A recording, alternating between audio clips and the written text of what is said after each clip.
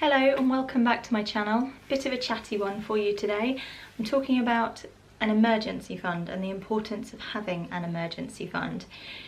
Now, an emergency fund is a set aside amount of money separate from your savings, set aside from your daily living money, specifically there for emergencies. Now, I've had to use an emergency fund several times in my life, and sometimes before we had one, we ended up doing things like having to take out a loan or something like that when something unexpected came up.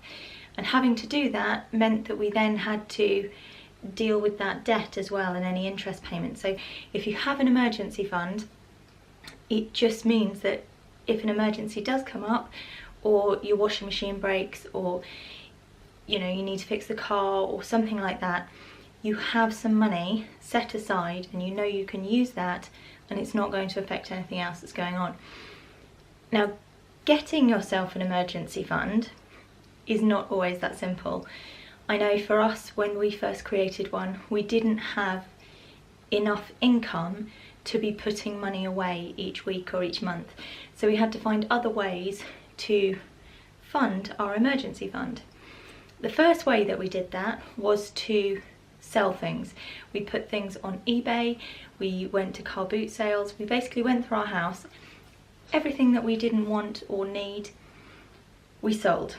Got rid of so many things. It had sort of the added benefit of helping us declutter a bit, but we raised part of our emergency fund that way. Another way we did it was to do different odd jobs for people. We delivered leaflets and telephone books. They are little sort of extra jobs you can do if you have any spare time. If you search on Google, places like Gumtree and things like that, there's quite often people wanting leaflets delivered, those sorts of things. There's also people who might want a cleaner for a couple of hours or something like that.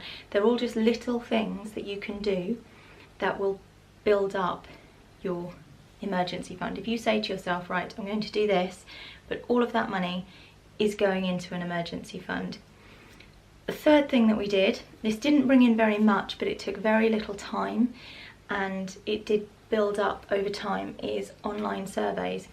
And I know there's a whole thing around online surveys and whether they are worth it.